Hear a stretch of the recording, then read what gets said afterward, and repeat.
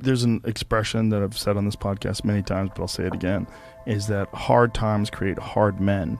Hard men create soft times. Soft times create soft men.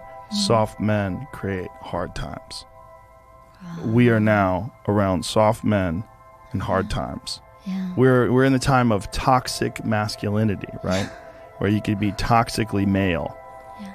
And then if you're suppressing masculinity, you're going to bring on hard times. It doesn't mean masculinity doesn't mean you're mean. Yeah. It doesn't mean you're angry. It means strength. Yes. It means discipline. It means the ability, like you need a military. And if you don't think you need a military, you need to go and pay attention to the rest of the world, because there's militaries all over the world that are doing horrific things. If you don't have a military in this country that can combat that and at least act as a deterrent to them doing things, you're going to get taken over. That's what's happened.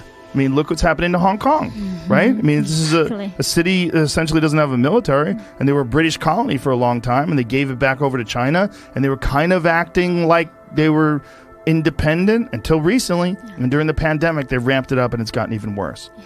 It's exactly what we talked about. You can't be weak.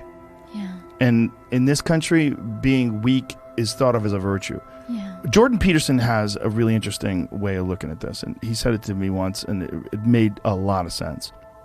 He said, people think that you should be weak and you should be docile, and then you should be a pacifist. He goes, no, you should be a monster.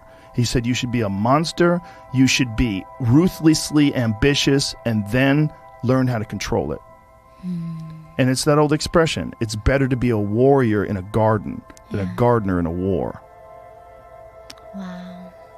It's an old expression, but it makes sense, because it doesn't mean that you can't be kind if you're strong, but it does mean you can't be strong if you're weak. Yeah. If you're weak, you're fucked.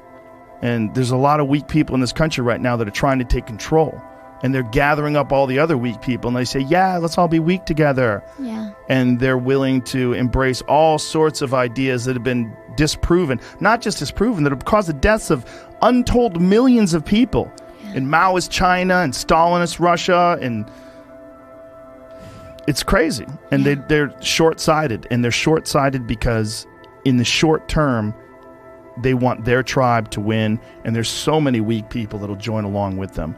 There's so many just simple-minded dullards that just want to promote their tribe. Yeah. I mean, they encourage you to be triggered. Yeah. They encourage you to be weak, right? When you go there, they try not to expose you to any reality.